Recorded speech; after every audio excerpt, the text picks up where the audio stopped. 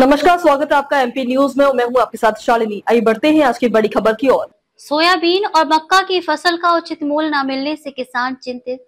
मेलघाट के किसान इस समय अपनी प्रमुख फसलों सोयाबीन और मक्का के अपेक्षित मूल्य न मिलने से चिंतित हैं।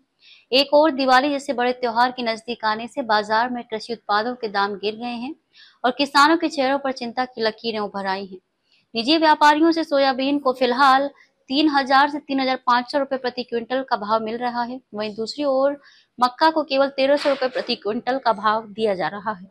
ये दाम मूल्य से 1,500 से 2,000 रुपए तक कम है, जिससे किसानों की उत्पादन लागत भी नहीं निकल पा रही है।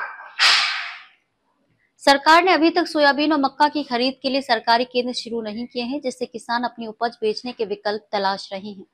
कई किसान अपनी फसल बेचने के बजाय घरों में रख रहे हैं, जबकि कुछ कर्ज चुकाने और दिवाली पर खर्च करने के लिए कम दामों पर बेचने को मजबूर हैं।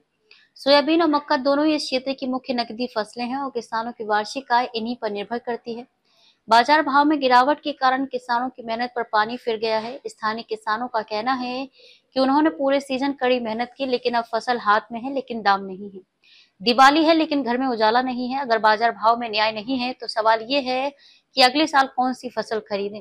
खरीदना जरूरी है, नहीं तो किसान खुद को और भी मुश्किल में पाएंगे। सोयाबीन 3,000 से 3,500 रुपए में और मक्का 1,300 रुपए बिक रहा है।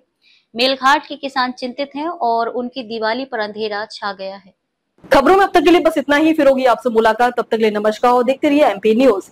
ऐसे ही लेटेस्ट अपडेट पाने के लिए हमारे चैनल को सब्सक्राइब करें और तुरंत नोटिफिकेशन पाने के लिए बेल आइकन दबाना न भूलें। यदि आप हमें फेसबुक या इंस्टा के माध्यम से देख रहे हैं तो हमारे पेज को फॉलो जरूर करें। धन्यवाद।